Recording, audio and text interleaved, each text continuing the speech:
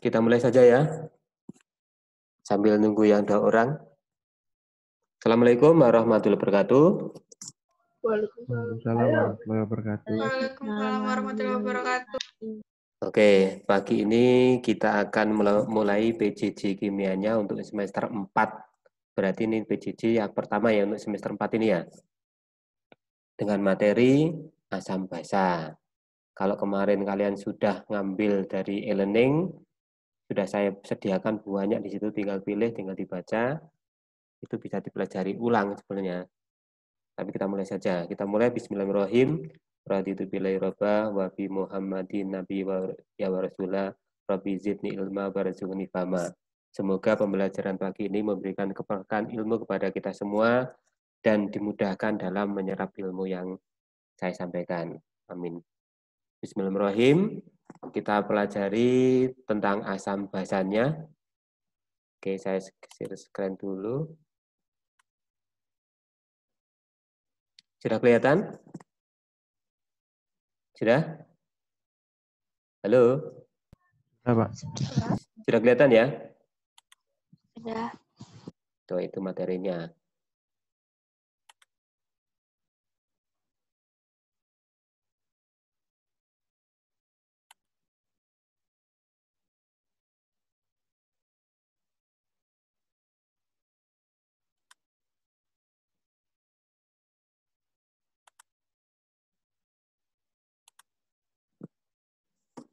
Oke, asam basa. Setiap hari kita, kalau kalian ke dapur, pasti banyak menemukan bahan-bahan dari ibu kalian yang bermacam-macam rasanya. Salah satunya akan ada yang bersifat asam. Jadi kalau kita mau bikin acar, apa? Halo? Kalau kita bikin acar ditambahkan? Cuka. Betul, ditambahkan cuka. Kemudian kalau mau bikin sayur asem, berarti yang ditambahkan apa? Ya asam. Gitu kan ya? Asam. Ya asam. Buah asam itu ditambahkan bisa. Atau kalau kalian mau membuat es buah dari melon, melonnya kan kalau direndam di dalam air apu, ya, air apu itu air basa dari enjet bahasa Jawanya, atau air kapur, itu akan mengeras. Kalau mengeras, nanti waktu dimakan akan memberikan efek crunchy pada buah itu. Nah, ini gambarannya seperti itu. Ini saya lewati dulu aja. Itu asalnya itu. Nah, ini. Asam basa itu di alam ada 2 jenis, yaitu asam yang bersifat organik dan asam yang bersifat anorganik. Kalau kata organik itu artinya hidup. Berarti asam yang berasal dari makhluk hidup. Bisa dari tumbuhan, bisa dari hewan. Kemudian kalau ada asam anorganik, berarti itu asam yang buatan pabrik. Ya, jadi buatan pabrik, bukan dari makhluk hidup. Tadi berasal dari unsur-unsur, dicampur-campur jadi senyawa. Di sini kita gambarkan, asam tidak mengandung oksigen. Contoh asam yang tidak mengandung oksigen. Asam umumnya diawali dengan huruf H. Contoh HF, asam klorida. HCl, asam klorida. HBr, asam bromida. HI, asam iodida. HCN, asam sianida. H2S, asam sulfida. Lalu diawali dengan kata asam. Dan rumus kimianya diawali dengan huruf H. Seperti ini. Ini contoh asam yang tidak mengandung oksigen.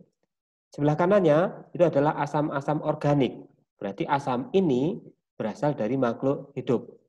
Contoh HCOOH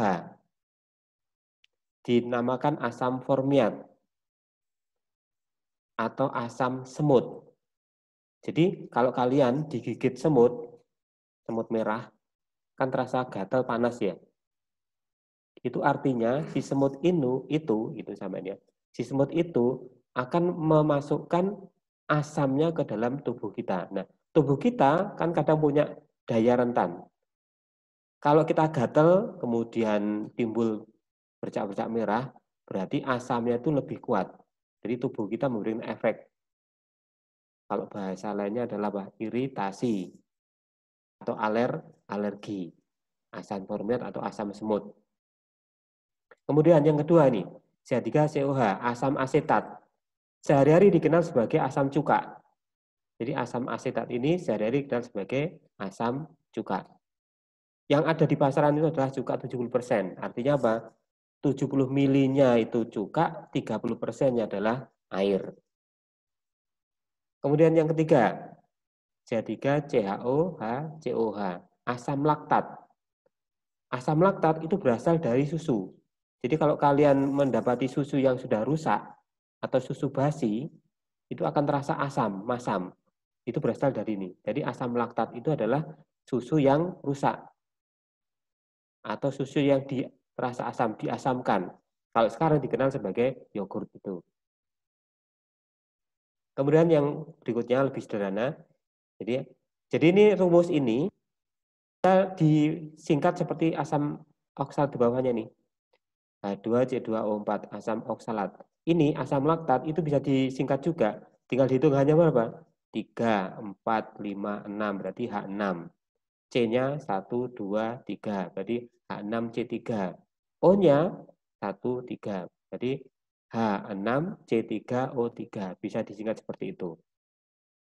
Jadi ada gambaran bahwa asam itu ada yang mengandung oksigen, ada yang tidak mengandung oksigen. Kita lanjut. Ini nanti aja asalnya nih, bentuknya. Ini contoh-contoh dari oksida logam yang bisa bentuk basal dan asam. Kita lewati aja, langsung ke sini. Teori yang pertama yang membahas tentang asam basa yaitu berasal dari Bapak Svante August Arrhenius. Ini teori yang pertama kali tentang membahas tentang asam dan basa. Pengertiannya sangat.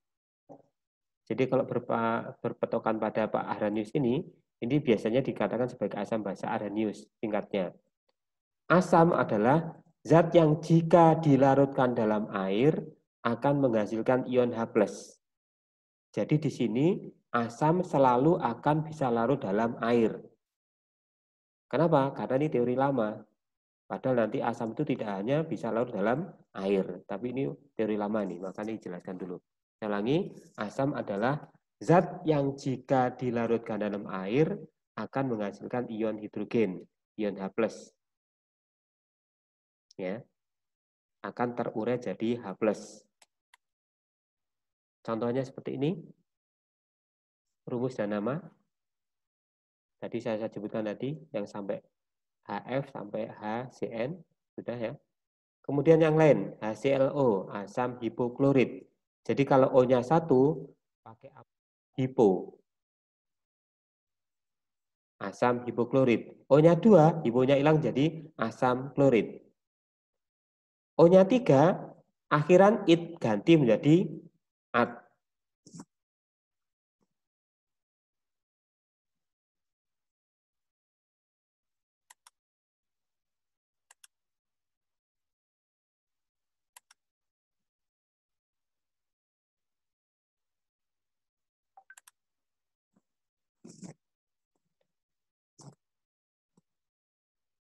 Ini perhatikan. Asam hipoklorit O-nya 2, akhirannya it. HClO3, O-nya 3, akhiran it jadi at. Asam klorat. O-nya 4, ada awalan per. Akhirnya tetap at, jadi asam perklorat. Jadi kalau O-nya 1, ada awalan hipo. Akhiran it. O-nya 2, hiponya hilang, tinggal it klorit. O-nya 3, akhiran it jadi at, hipo asam klorat. Kemudian 4, perklorat. Nah ini bisa diganti. Cl-nya di sini, ini boleh diganti sama F. Boleh diganti sama Br. Br bisa diganti sama I. Umpamanya kalau Cl-nya saya ganti sama F, tinggal diganti aja. Asam hipofluorid, asam fluorid, asam fluorat, asam perfluorat. Cl-nya tak ganti Br, tinggal asam hipobromid, asam bromid, asam bromat, asam perbromat. Saya ganti I, asam hipoyodid, asam yodid, asam yodat, dan asam peryodat. Jadi Cl-nya ini boleh diganti F, Br, atau I. Jadi sesuai dengan urutannya jumlah O, nanti akhirannya akan berbeda-beda. Contoh asam yang lain. HNO2, HNO3, perhatikan bedanya di sini. Yang lebih sedikit O-nya, akhirannya selalu id. Yang lebih banyak, akhirannya selalu ad. Kalau HNO2 jadi asam nitrit, HNO3 jadi asam nitrat. Jadi itu aturan tata nama di kimia. Jadi kalau jumlah O yang sedikit akan akhiran id, jumlah O yang banyak akan berakhir dengan ad.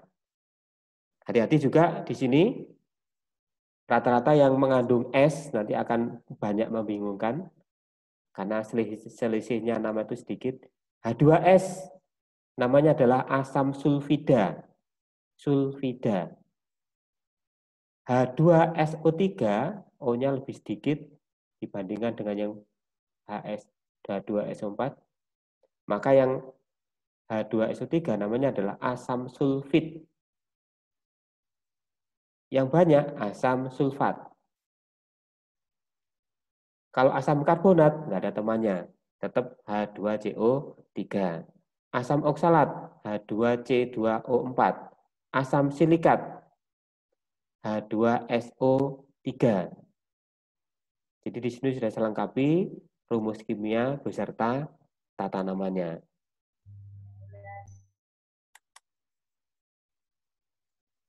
Ini ada dua. Yang kromat, yang pertama adalah H2CrO4. Yang kedua H2CR2. Nah, bedanya di sini. Yang atas itu CR-nya 1, yang bawah CR-nya 2. Yang atas namanya asam kromat, yang bawah asam dikromat. Kenapa? Kok di? Karena jumlah CR-nya itu ada 2. Boleh juga diganti dengan nama asam bikromat. Jadi di artinya 2, bi juga artinya 2. Sama-sama asam kromat, cuma bedanya yang atas itu CR-nya 1, yang bawah CR-nya 2. Lanjut, yang asam fosfat. Kalau fosfat itu tinggal dilihat O-nya saja. Asam fosfat O-nya 3. Asam fosfat O-nya 4. Ini perbedaannya. Kemudian manganat.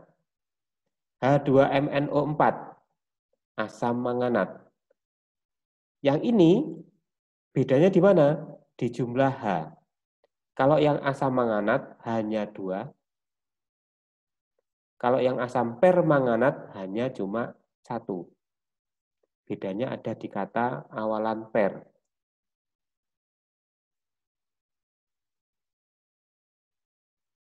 Berikutnya, asam aluminat. HAlO2. L-nya ini kecil ya, bukan ini. HAlO2, asam aluminat. Kemudian ada asam format, berarti ini asam organik. Jadi kalau O-nya banyak seperti ini ciri dari asam organik. Kemudian H2C6, H2C6O6, artinya C12 ini. Amajida baru masuk.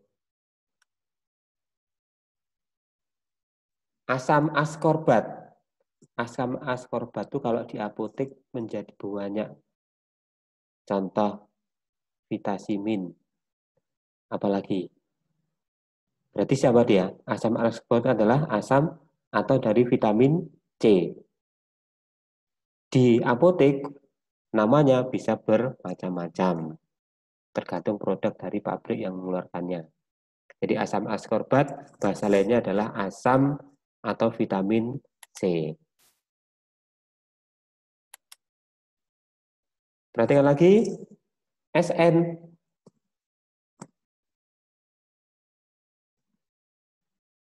Jumlah O-nya yang kecil, it. Jumlah O-nya yang besar, at. Sehingga punya nama asam stanit. Dari kata stanum dan asam stanat. Plumbit, timbal. Juga sama O-nya. Yang sedikit plumbit, yang banyak plumbat. Dari kata plumbum, yang artinya timbal. Jadi asam timbal ini. Kemudian yang bawah, yang tengah ini, H2ZNO2 asam zinkat. Kalian sering menjumpai kalau beli sampo, selalu ditambahkan siapa? Seng. Kata produknya adalah untuk memperkuat akar rambut. Nah, seperti itu. Kemudian AS, arsen, O-nya sedikit asam arsenit, O yang banyak asam arsenat. Antimonit, SB, atau stibium, bahasa lainnya, yang sedikit adalah asam antimonit, yang O-nya banyak, berarti adalah asam antimonat.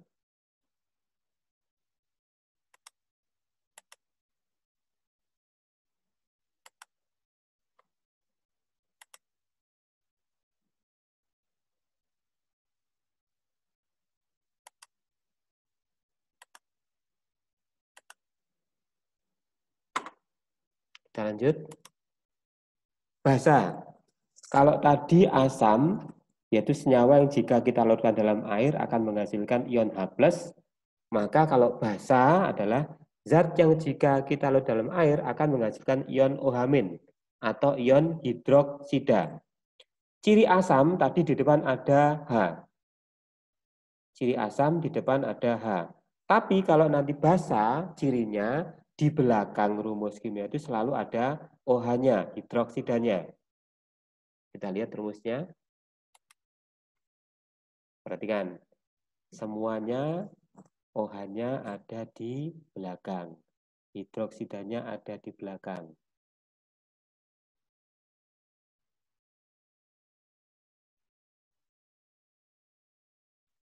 Nama kita.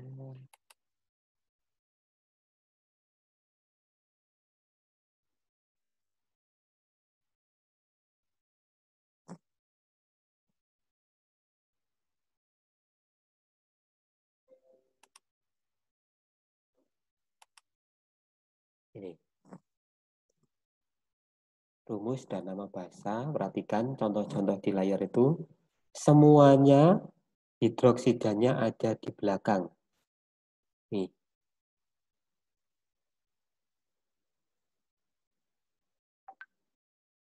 Sehingga tinggal nyebutkan saja, kalau Na-nya di depan berarti natrium hidroksida, kalium hidroksida, amonium hidroksida, aluminium hidroksida, kalsium hidroksida, barium hidroksida, litium hidroksida, magnesium hidroksida, dan seng hidroksida. Tuh.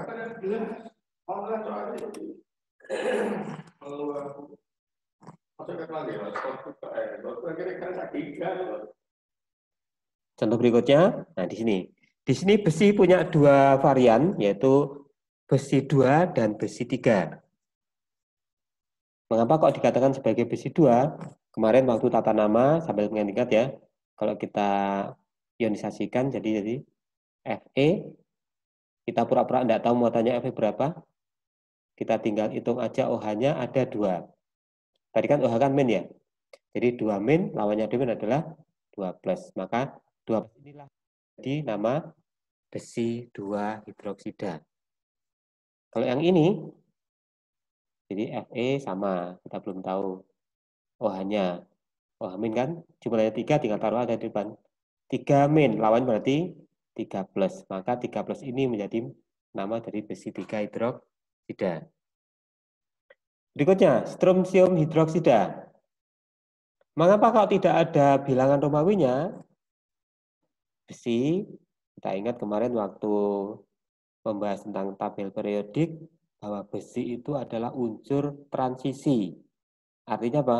Unsur yang mempunyai jumlah muatan lebih dari 1. Golongan B. Kalau strontium itu adalah golongan A atau utama, maka tidak perlu membuat bilangan oksidasinya untuk tata nama. Ya, kemarin sudah dibahas, tata nama sudah selesai, berarti harus paham di sini. Mangan sama. Mangan unsur transisi, kalau kita urai di sini nanti itu ada mangan 2 hidroksida, mangan 3 hidroksida. Atau kalau bahasa cepatnya, tolong perhatikan ekornya di sini. Ini 2.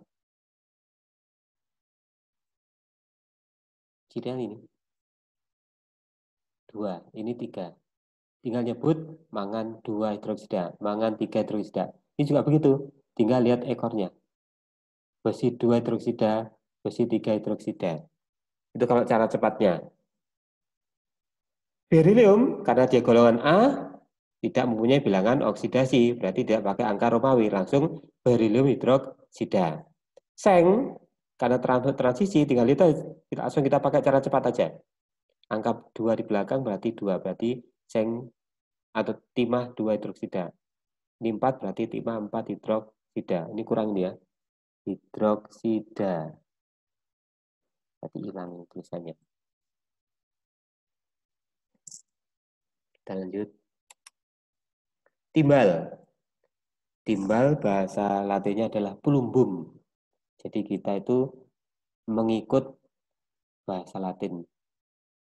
Plumbum.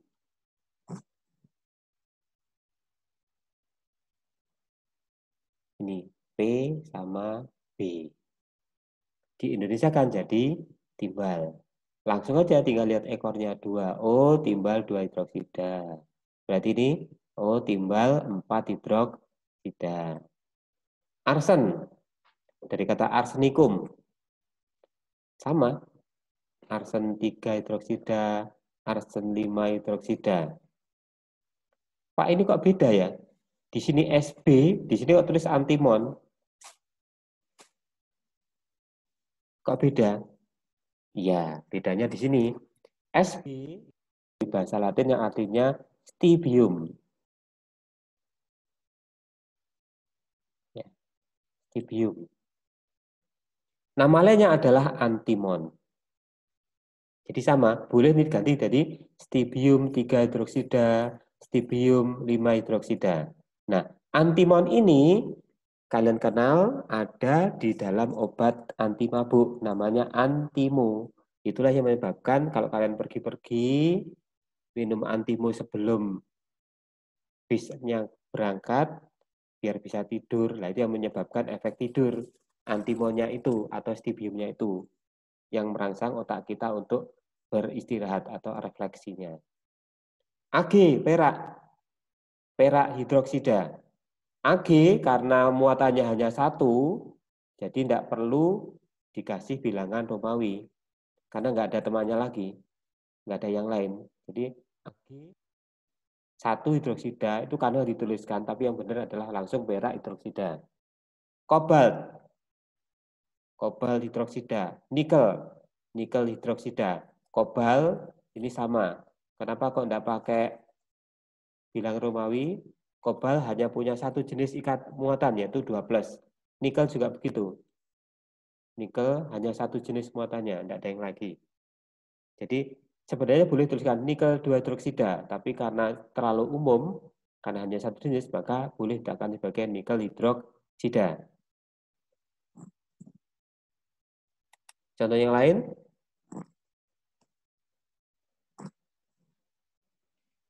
Bismut hidroksida.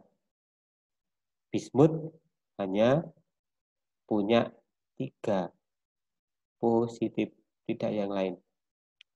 Tembaga, nah ini baru. Tembaga kan Cu+ sama Cu2+. Jadi harus dituliskan. Kenapa? Kalau nggak dituliskan Romawinya, akan bingung kita. Mana yang sebagai tembaga 1, mana yang sebagai tembaga 2. Oke, jadi kalau Cu+ berarti tembaga 1 hidroksida. Kalau CO2 plus berarti tembaga 2 hidroksida. Jadi itu contoh-contoh dari asam dan basa. Dari kesimpulan tadi bisa kita lihat. Nah, apa itu?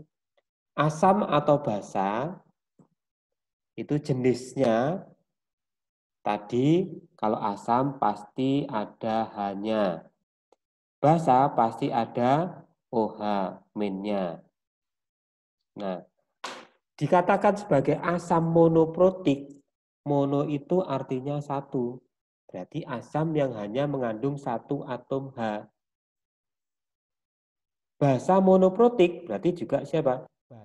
Hanya mengandung satu OH.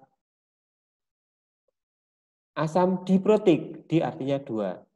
Berarti asam yang mengandung dua atom H. Tadi contohnya adalah H2SO4. Ini bisa dikasih contoh nanti H2SO4. Jadi siapa saja asam yang jumlah atom hanya 2 dikatakan sebagai asam diprotik. Begitupun basa, siapapun yang mempunyai jumlah OH-nya sebanyak 2, saya kasih contoh adalah magnesium hidroksida, berarti dikatakan sebagai basa diprotik. Jadi kalau jumlah OH-nya 2 berarti diprotik, basa diprotik. Kalau jumlahnya H2 berarti asam diprotik. Tinggal bedanya ada kata asam, ada kata basa. Jenis yang ketiga, asam triprotik. Berarti jumlahannya ada 3. Contohnya adalah asam fosfit boleh. H3PO3 atau H3PO4, asam fosfat. Kalau basa triprotik berarti basanya, OH-nya, jumlahnya 3. Contohnya adalah ini aluminium hidroksida. Nah, kalau magnesium hidroksida itu dalam keseharian itu ada di dalam promak. Kalau aluminium hidroksida itu dalam keseharian ada di dalam milanta. Jadi kalau kalian sakit mah itu kalian minum promak atau minum milanta itu maka rasa asam di perutnya akan berkurang. Jadi sebenarnya dia bukan obat. Jadi promak sama milanta itu bukan obat. Dia itu adalah zat yang menetralkan. Karena usus kita itu menghasilkan asam lambung. Kalau terlalu asam, maka harus dikasih zat yang bersifat basa. Tujuannya apa? Untuk menetralkan asam lambungnya yang berlebihan itu. Jadi tidak mengobati, dia menetralkan. Jadi obat mah itu tidak mengobati tetapi menetralkan. Jadi tinggal dilihat asam monoprotik, diprotik, triprotik. Bisa jadi di contoh tadi ada tetraprotik, ada pentaprotik. Kalau tetra berarti 4. Jadi nanti kalau nemu hanya 4, kalau nemu H4 berarti nanti tetra. Basa 4 juga tetra. Kalau hanya 5 atau OH-nya 5, ya, itu nanti siapa? Penta. 1 mono, 2 di, 3 tri, 4 tetra, 5 penta. Gitu aja pembagiannya. Sangat mudah. Lalu bagaimana sifat asam dan basa itu?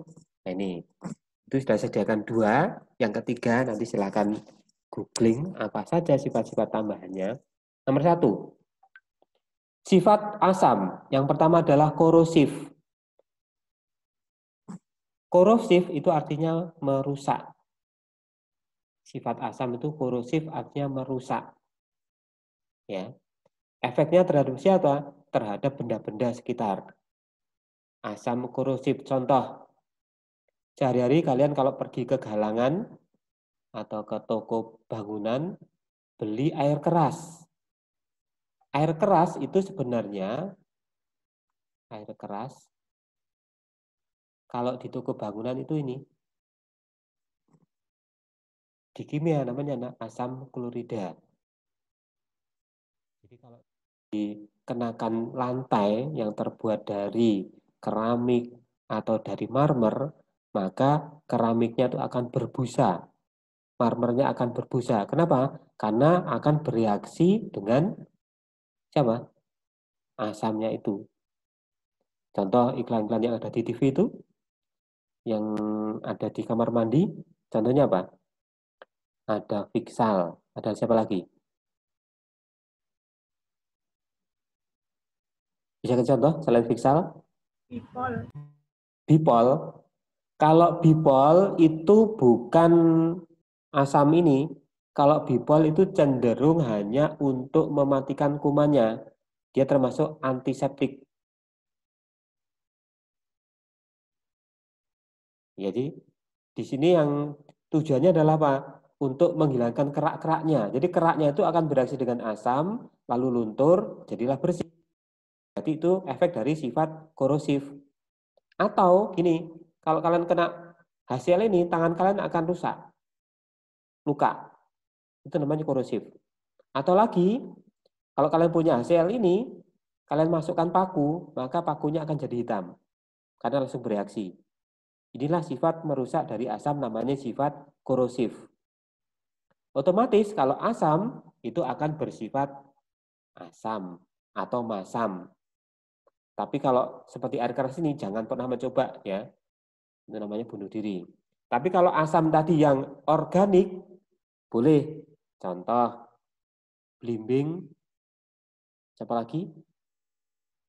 Buah asam, siapa lagi? Buah-buahan yang terasa masam, nah berarti dia tergolong adalah asam. Itu boleh dicicipi. Kalau yang organik, organik jangan, sangat berbahaya. Sifat yang lainnya, itu tugas kalian untuk literasi, mencari. Bisa sediakan kosong nomor 3 ini, silakan nanti diisi. Lawannya dari asam adalah basa. Basa itu sifatnya juga merusak. Tapi merusaknya bahasanya basa bukan korosif, tapi kaustik. Contohnya begini. Kalau kalian nyuci, kan pakai sabun deterjen. Ya kan? Enggak, Pak. Sekarang enggak pernah nyuci, Pak. Soalnya mesin yang bekerja. Yang nyuci pakai tangan, ditambahi deterjen, itu pasti akan merasakan tangannya terasa panas. Kemudian gelodoki.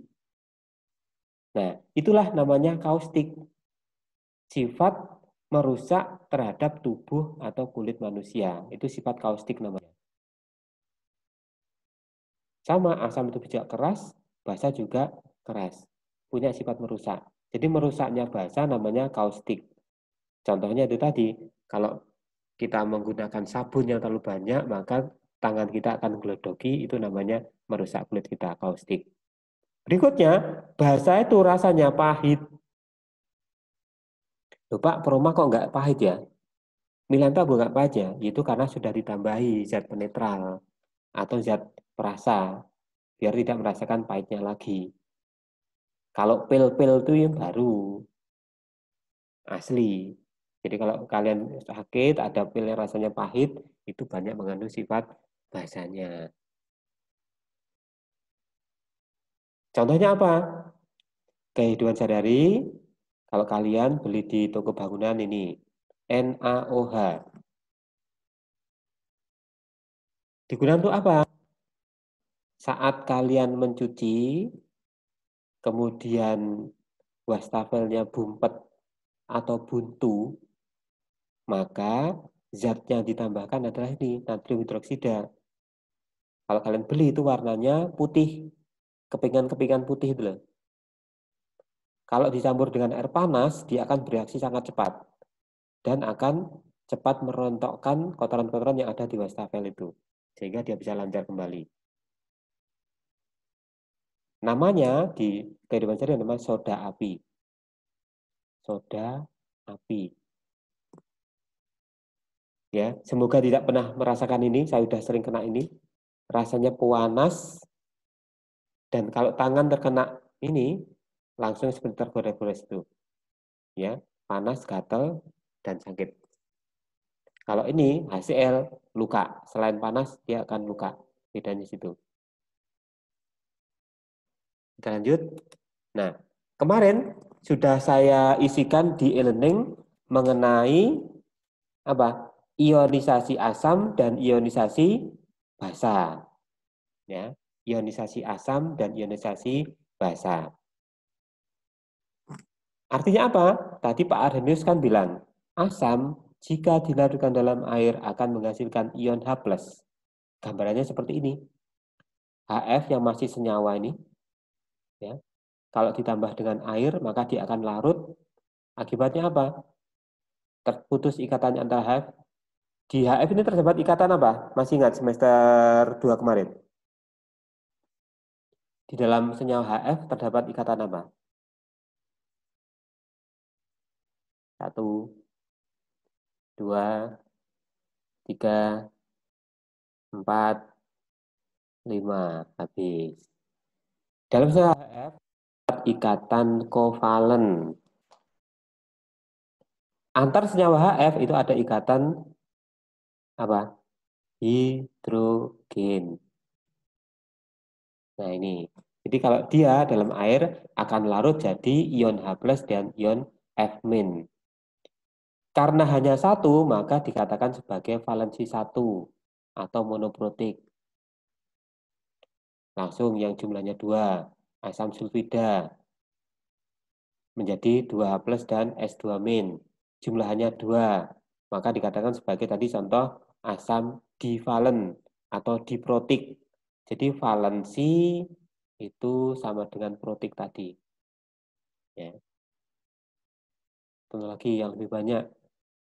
Nih, asam fosfat hanya ada 3, maka dikatakan sebagai asam trivalen, protik,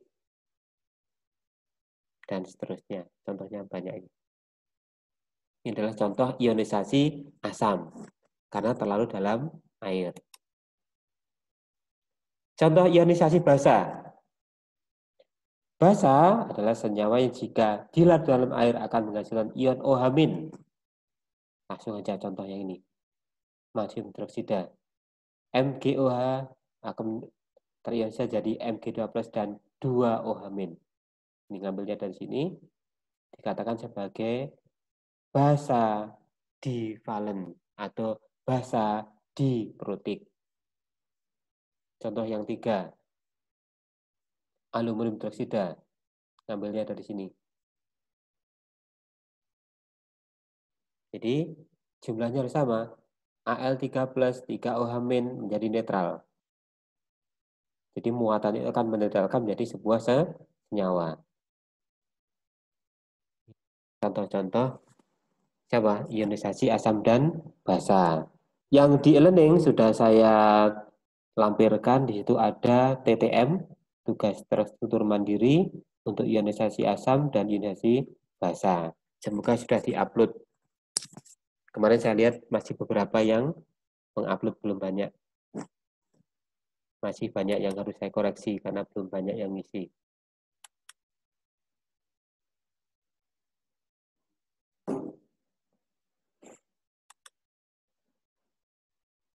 Sudah join sama Cita.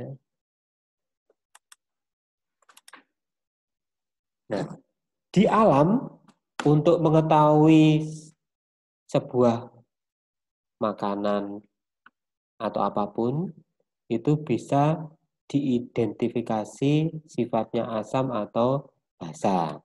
Dikatakan sebagai indikator asam. Di sini contohnya adalah indikator yang bukan alami alias dibuat oleh pabrik. Yang pertama, kertas lakmus merah atau kertas lakmus biru. Ini diperoleh dari kerang yang ada di laut, rumput laut itu nanti diekstrak, kemudian ditempelkan ke air, kemudian kertasnya dilarutkan, dikeringkan, jadilah kertas lakmus ini. Kertas lakmus merah, kertas lakmus biru, nanti kalau merah artinya asam, kalau berwarna biru tadi artinya basa. Trayek itu adalah rentang. Jadi dia punya rentang, jadi kertas lakmus ini cocok untuk mengidentifikasi sebuah senyawa itu antara 5,5 sampai 8 pH-nya. Derajat keasamannya itu. Kemudian untuk phenolphthalein atau P, ini umumnya di pasaran dikenal sebagai PP.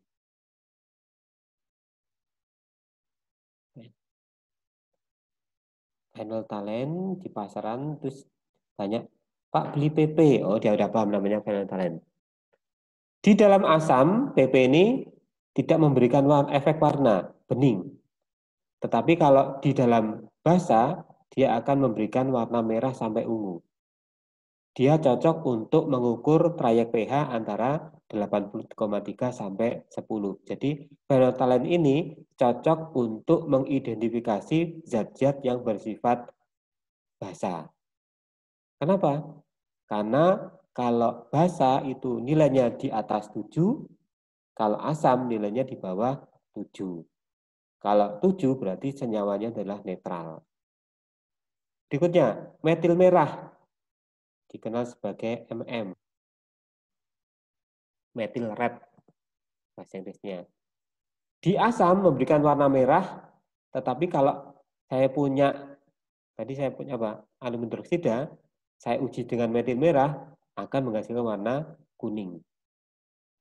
Nah, dari rentang 4,2 sampai 6,3, kesimpulannya adalah metil merah itu cocok untuk senyawa yang bersifat asam.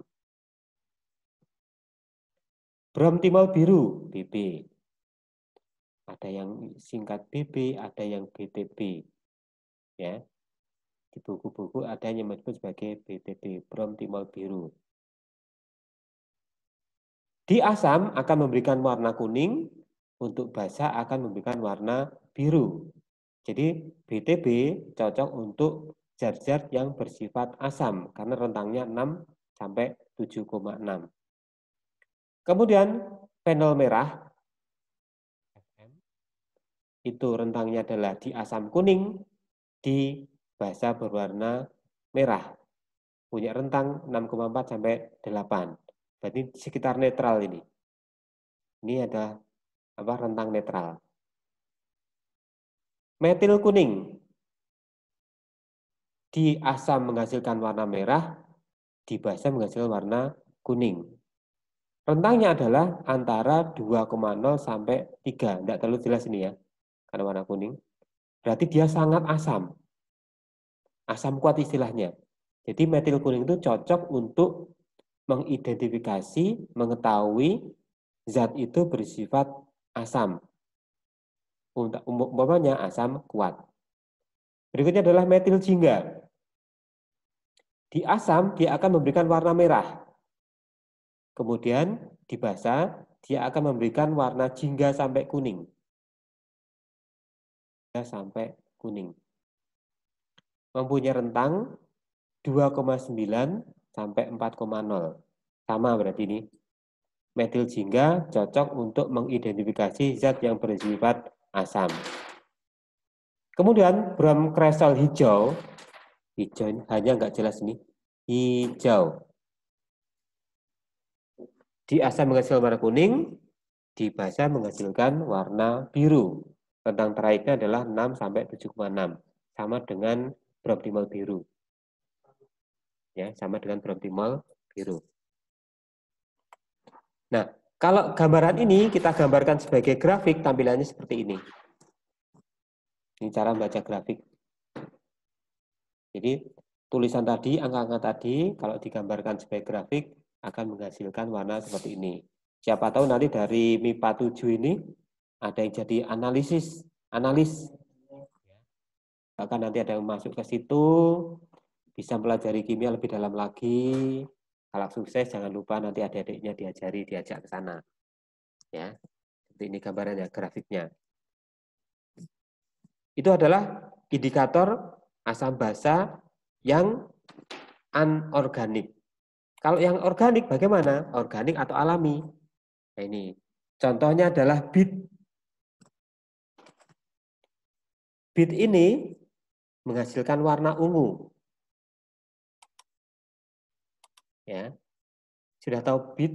Pernah beli? Kalau belum tahu, silakan ke supermarket, Cari tahu bit itu kayak apa sih? Ini gambarnya seperti ini. Kemudian alamanda. Bunga alamanda ada yang kuning, ada yang putih, ada yang merah. Kemarin saya tahu ada yang biru. Bisa juga untuk mengidentifikasi sebuah senyawa itu bersifat asam atau basa. Dikatakan sebagai indikator alami. Maksudnya berasal dari alam. Kemudian kol ungu, kol merah. Kalau mau beli ini silahkan di supermarket. 1 kilo 20.000. Malas Pak, larang. Ya. Kol ini sejarahnya, ini yang bawa nih Pak Bob Sadino. Tahu Pak Bob Sadino? Pengusaha yang suka pakai celana pendek itu loh. Tapi sekarang udah meninggal, udah almarhum. Dulu dia tuh mendatangkan kol ungu sama kol merah untuk dijual di Indonesia. Lakunya bukan main, makanya cepat kaya. Orang Indonesia kan juga suka yang begitu. Jadi ini bisa mengidentifikasi alami untuk asam dan kol merah. Nah, nanti ini belum ini. Ini contoh soal yang di-UN dulu. Tapi ini belum saya bahas. Kita belum ke sini dulu. Ya. Kita belum ke sini. Jangan nanti kalau kamu ke sini nanti langsung pusing nanti. Misalnya kita dulu aja nanti pendalaman. Nah, ini contohnya. Ini warnanya sengaja saya sembunyikan ini. Kalau dulu sebelum kena C19 di kelas 11 selalu saya praktikum tentang ini. Ya, selalu praktikum tentang indikator alami dan indikator organik. Nah, pasti seru. Tapi karena sekarang itu seperti ini pembelajarannya, maka untuk praktikumnya nanti tapi silakan bisa dicoba sendiri. Contoh kunyit. Nah, kunyit ini bisa untuk mendeteksi makanan yang mengandung boraks. Boraks biasanya digunakan untuk pembuatan bakso. Ya. Nanti kalau pas beli pentol bakso, silakan dicoba. Punya kunyit, punya tusuk gigi tancapkan ke kunyit ini. Ya. Biarkan menjadi kering. Kemudian waktu beli bakso, beli tahu, silakan tusuk gigi dan tancapkan. Kalau menghasilkan warna orange di tusuk gigi tadi, berarti baksonya mengandung boraks. Boraks itu ditambahkan untuk apa sih? Pertama, untuk mengenyalkan bakso. Jadi nek kamu makan bakso, nggak kenyal kan nggak enak ya. Bentuknya nggak bisa bunder ya. Nah seperti itu. Boraks itu banyak namanya. Bisa ditambahkan ke dalam kerupuk. Jadi hampir 100% kerupuk yang ada di Indonesia itu semuanya pakai boraks. Oh enggak Pak, kerupuk upil itu enggak mengandung. Iya, dia enggak mengandung boraks, tapi ya pakai namanya lain, bleng. Bleng itu sama dengan boraks. Cekitet juga boraks.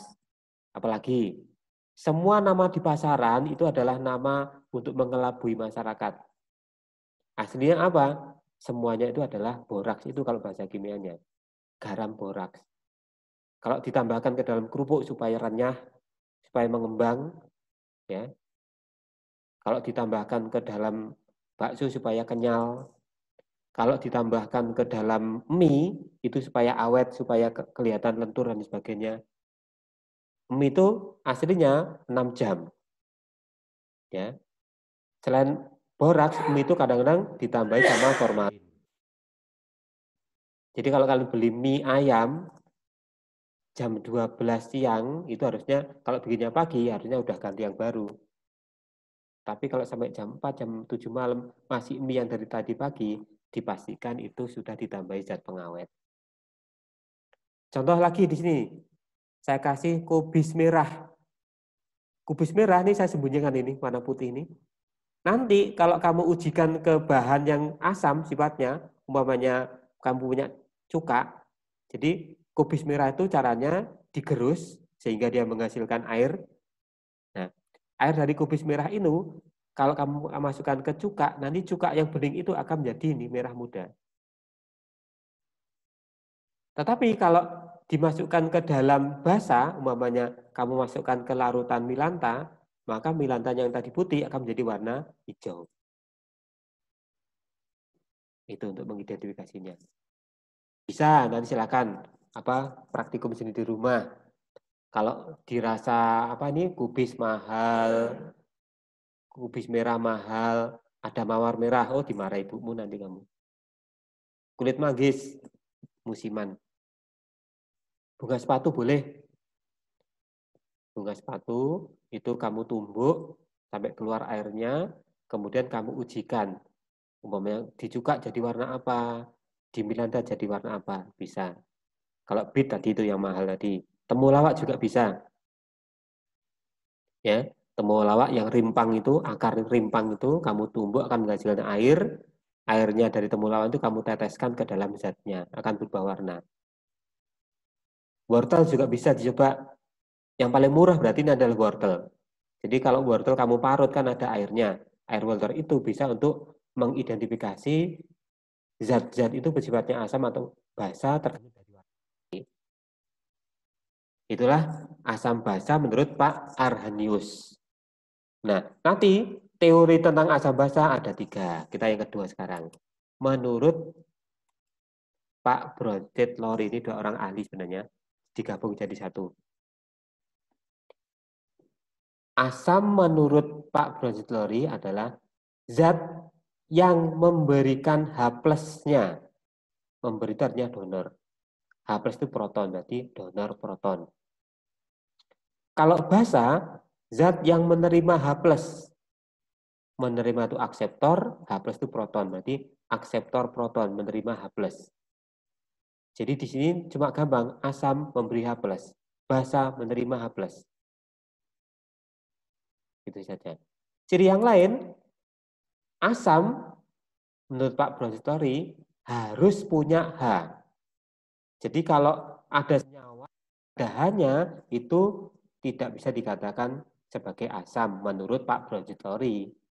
Tapi nanti akan terbantahkan teori ini. Ya, akan terbantahkan di teori selanjutnya. Basa, itu menurut Pak Brownstedt Lowry harus punya PEB, pasangan elektron bebas. Basa menurut Pak Brownstedt Lowry harus punya PEB, pasangan elektron bebas. Langsung aja kita kasih contohnya. Seperti ini. Perhatikan yang kiri, HCl, asam klorida, NH3, amoniak, basa. Hasilnya menjadi kanan. Dari tampilan di sini, perhatikan, mula-mula NH3 hanya kan cuma 3. Lalu di hasilnya kok menjadi 4. Tadi kan H+ kan? Ini kan netral. Berarti kalau NH3 ketambahan 1 atom H, berarti tinggal NH4 plus. NH4 plus. HCl yang tadinya adalah senyawa netral, karena kehilangan 1 positif, maka tinggal menjadi 1 negatif, yaitu Cl-. Berarti yang memberi H+ kan HCl. Berarti HCl sebagai asam, NH3-nya karena menerima H+, dia sebagai basa. Ini tinjaunya. Jadi kalau melihat kiri, hasilnya kanan. Sekarang saya balik, saya tinjaunya kanan. Kalau tinjaunya kanan, berarti hasilnya sebelah kiri.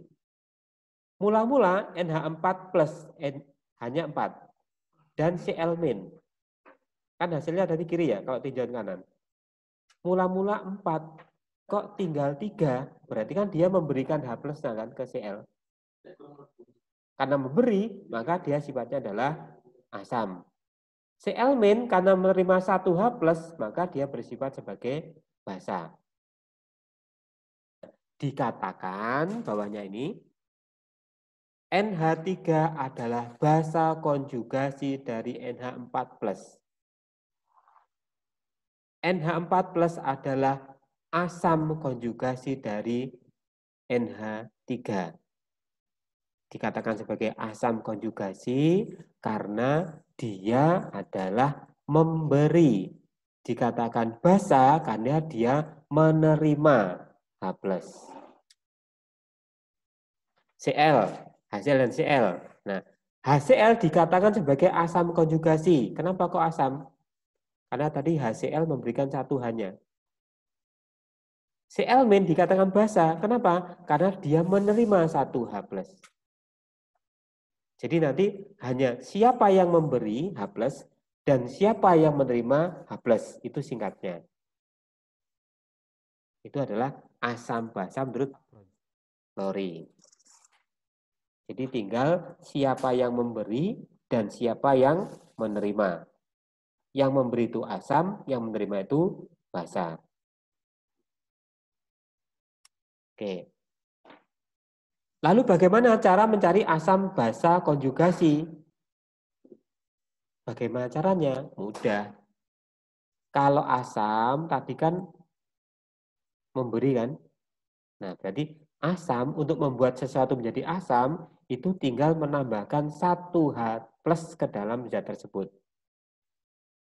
Kalau zat itu kita bikin jadi basa, gampang caranya. Apa? Hilangkan satu H+-nya. Kalau zat A, kita tambahi H+ menjadi asam. Zat A yang mengandung H, kita ambil hanya akan menjadi basa. Pak, nggak paham? Oke, kita cari penggambaran seperti ini. Contoh, tentukan asam dan basa konjugasi dari pertama, air. Nih. Molekul atau ionnya, ini ion tuh yang ini, molekul ini, air sama amonia. Air itu akan bersifat asam konjugasi bila tadi apa? Ditambahi satu H+.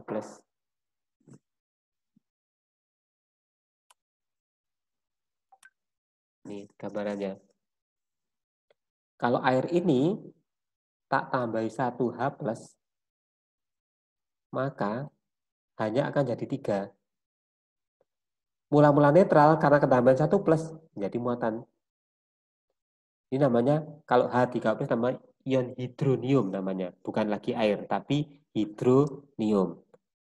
Air yang mula-mula netral, kalau pengen jadikan asam tinggal ditambah H+. Kalau basa, maka hanya curin 1, ambilin 1. Mula-mula kan 2. Kalau tak ambil 1 kan tinggal 1. Jadi OH-.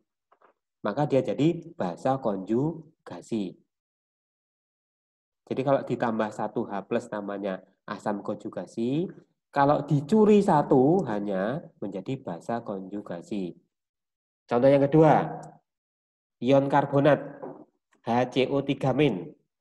Kalau saya tambahi 1 H+, min tambah plus netral ya. 1 min ditambah 1+ hasilnya 0, tidak ada muatan. Maka hanya jumlahnya 2. Tidak ada lagi di sini muatan, menjadi senyawa netral namanya asam karbonat H2CO3. Jadi kalau HCO3- ini ingin dijadikan asam konjugasi, tinggal ditambahi 1 H+. Tetapi HCO3- ini bisa juga kita jadikan basa konjugasi. Caranya apa? Hanya ini curin. Kok disuruh nyuri? Jelek ya. Ambilin. Hanya itu diambil. Ya, diambil. Saya silang di sini. Jadi CO3-, karena diambil minnya dari ketambahan 1. Jadi CO3 2-. Jadilah dia basa konjugasi. Contoh yang ketiga, amonia. Amonia dia senyawa netral. Kalau saya tambah H+, maka hanya akan jadi 4. Mula-mula netral, karena ketambahan plus jadi NH4+. Namanya jadi ion amonium. Amonium. Bukan lagi amonia, tapi amonium. Nah, amonia, kalau kita jadikan basa, ya, tinggal ambil 1 H. Hanya kan tinggal 2. Karena diambil positif 1, maka akhirnya menjadi -1. Kalau ini saya jadikan basa lagi bisa ini. Caranya apa? Hanya saya curi 1. Tinggal berapa hanya? 1 ya. Tadi kan muatannya -1. -1 dikurangi 1 lagi jadi -2. Nah, seperti ini. Ini saya curi lagi, saya jadikan basa lagi. Hanya habis kan kalau dicuri 1, muatannya jadi 3. Nah, seperti ini. Jadi untuk NH3 itu basanya bisa 1, 2, 3, 4. Bisa jadi 4 rangkaiannya.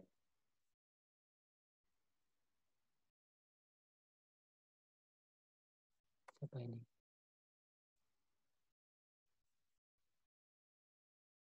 Ada partisipan lagi yang masuk enggak? Enggak ada. Oke. Ini cara membuat senyawa molekul ion menjadi asam konjugasi atau basa konjugasi. Caranya, kalau pengen menjadikan asam, tambahkan 1H+. Kalau pengen menjadi basa, curilah 1 atom H+-nya tadi. Nah, berikut adalah contoh pengulangan dari Pak Bronsted Lowry tadi. Tadi kan contohnya baru 1 ya. Nah, coba perhatikan. Nomor 1, kok A semua ini? Nomor 1 A-nya, jadi soalnya 1 tapi 4. Oke, tentukan pasangan asam basa konjugasinya. Siapakah yang nomor A ini, yang atas ini? D asam dan siapa sebagai basa? Perhatikan hasilnya sebelah kanan. Saya tunggu 1 menit.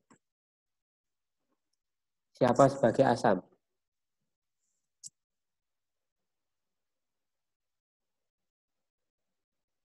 Siapa yang memberi H+? Siapa yang menerima H+?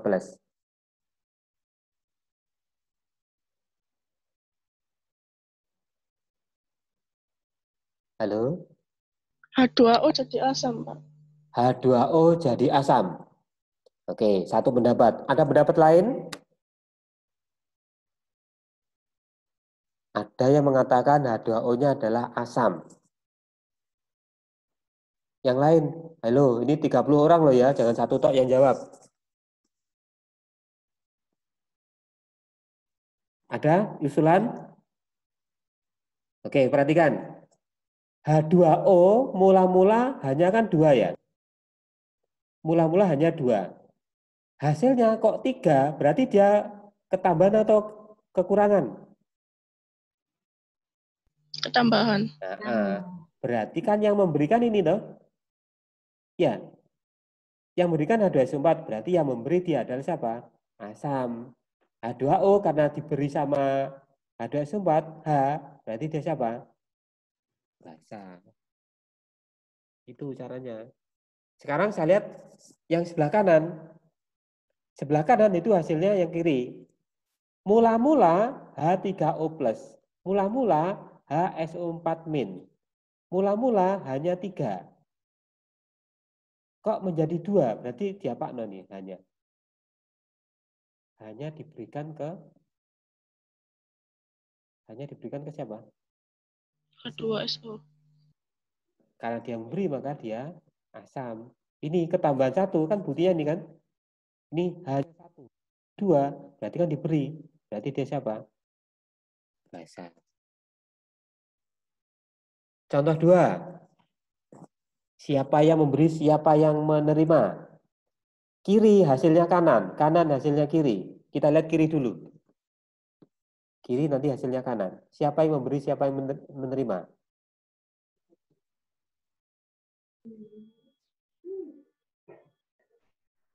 Halo? H2O memberi, Pak. Oke. H2O memberikan H+-nya ke NH3 kan? Ya. Ya. H2O hanya 2 memberi, maka tinggal 1 kan? Iya. Berarti H2O-nya sebagai asam, NH3-nya karena diberi 1 jadi siapa? Basa. Sekarang tinjauannya kanan, hasilnya kiri. Siapa yang memberi?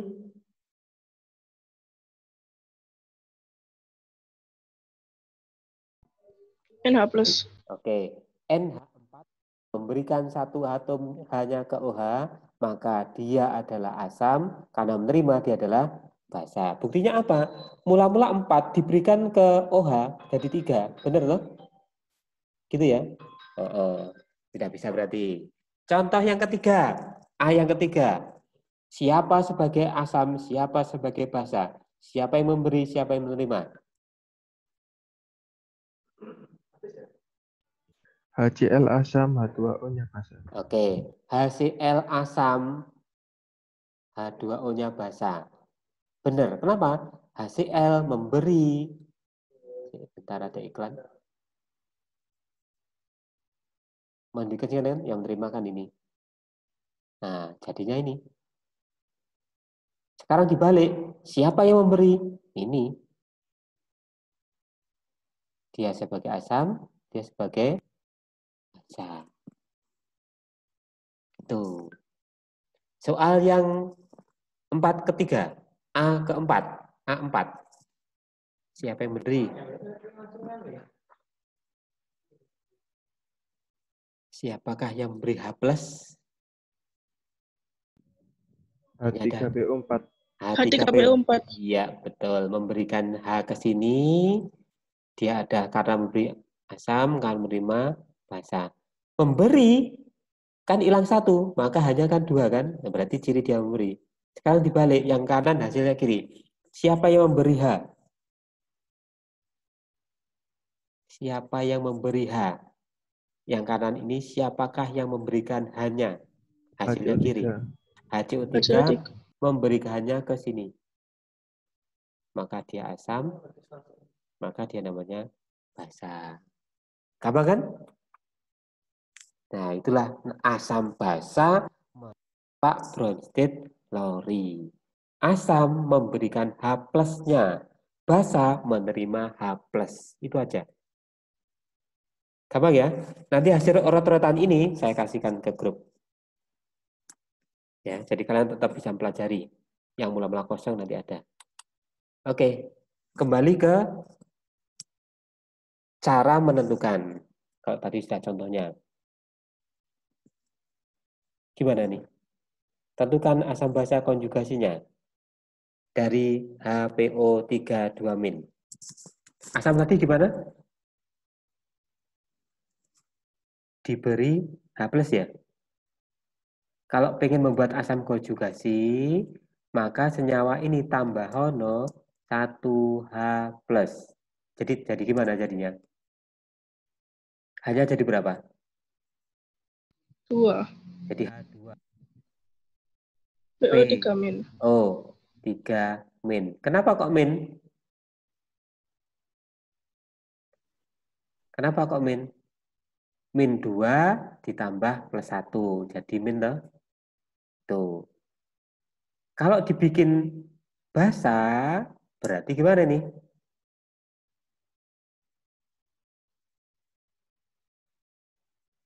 Gimana? Ambillah hanya. PO3 3 min. Nah, kan tinggal PO3. 2 min karena diambil jadi 3 min. Sorry, 3 ini ya. 3. Oke, bawahnya. A yang kedua. Tambahi H+, jadi H2ASO3 min. SO3. Tinggal min saja. Bahasanya H hanya kan hilang. ASO 3 min. min.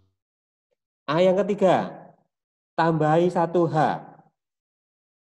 Jadi H2SO4. iya, jadi senyawa asam sulfat. Bahasanya SO4 2 min. SO4 2 min. Betul. A yang keempat. Tambahi H. H3PO4. H3PO4 jadi senyawa fosfat. Jadikan basa konjugasi. Ambil hanya satu. HPO4 2 min. Ya, HPO4 minnya jadi 2 min. Dah, gitu aja. Sangat mudah. Ya, sangat mudah. Saya tes soal yang lebih mudah. Ini, ada istilah baru. Spesi itu bisa berupa spesi ini ya. Spesi itu artinya bisa molekul, bisa ion seperti ini, bisa senyawa. Ini. Jadi spesies itu boleh molekul, ion, senyawa.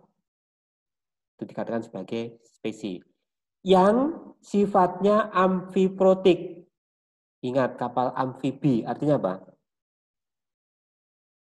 Mobil amfibi. Berarti bisa di air, bisa di darat.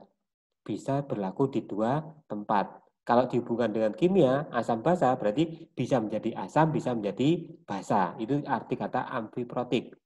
Dapat bertindak sebagai asam dan basa. Siapakah kira-kira? Ini bisa nggak menjadi asam? Bisa nggak? Enggak. Nggak bisa. Coba ya, tak jadikan asam ya. Asam konjugasi, basa konjugasi. Ini tak coba jadikan asam. Tadi syaratnya asam, tambahkan 1H+. Berarti tak tambah jadi 3, PO4. Oh, bisa.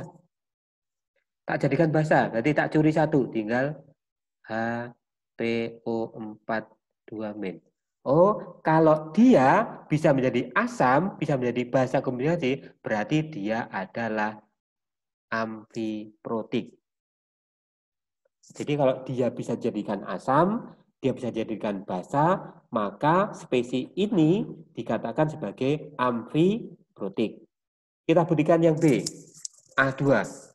Bisa nggak menjadi asam basa konjugasi? Bisa nggak ditambah 1H+? NH4+ ini? Bisa. Tidak bisa. Oh, 4+ itu mentok. NH4+ itu mentok, nggak ada lagi. Bisanya dia menjadi basa, yaitu dikurangi 1, hanya sehingga menjadi NH3. Oh, jadi amonium ini hanya bisa menjadi basa konjugasi. Tidak bisa menjadi asam konjugasi. Berarti amonium bukan amfiprotik. Itu keterangannya. Kasih tambah aja. Berarti bukan amfiprotik.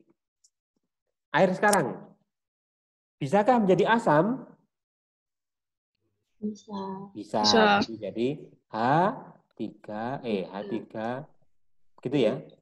Basanya jadi OH-. Berarti air adalah amfiprotik. Gitu jawabannya ya. Yang bawah. Yang bawah. Bisa nggak menjadi asam konjugasi? Bisa. Bisa. Jadi H2CO. H2CO. Ya. Juga Bisa jadi basa? bisa. Bisa. Jadi dicuri CO3 1. 2-. Oke. CO. Bentar, terhapus. CO3 2-. Oh, berarti HCO3- adalah juga siapa? Amfiprotik. Amonia NH3. Bisakah jadi basa konjugasi? Bisa. Bisa. Jadi NH4+. NH4+. Basanya dicuri 1. NH2-. NH2-. Ini kok terhapus? Berarti NH3 juga termasuk amfiprotik. Sudah terjawab. Jadi dari 5 soal ini ternyata hanya 1 yang bukan spesies amfiprotik, yaitu NH4+. Soal ini bisa ditambah yang macam-macam. Silakan, saya berhenti di sini dulu kalau ada pertanyaan.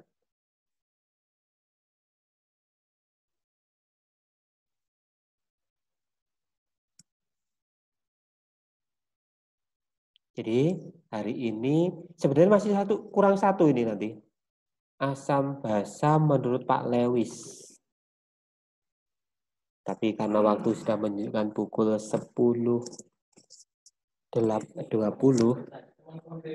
jadi untuk pertemuan kita hari ini saya sampaikan sampai di sini. Tetapi jangan lupa, saya bocori dulu materi berikutnya. Kalau masih Zoom, saya ke sini. Kalau enggak, ya nanti masuk ke e-learning. Jadi nanti untuk Berikutnya, kita sudah membahas apa? Kekuatan asam basa. Nanti silakan dibaca, selesai bagi silakan dibaca ini. Ya, kekuatan asam basa. Silakan dari review tadi jenis-jenis asam menurut Arrhenius dan Pak Brodislori, dari 2 sebenarnya, kurang Pak Lewis 1, tapi sangat singkat, bisa saja nanti. Silakan kalau ada pertanyaan.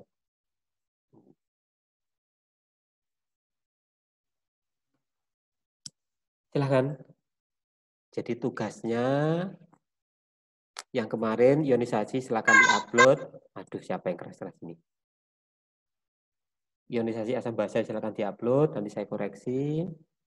Kemudian untuk pertemuan berikutnya adalah kita bahas tentang kekuatan asam basa. Silakan, ada pertanyaan?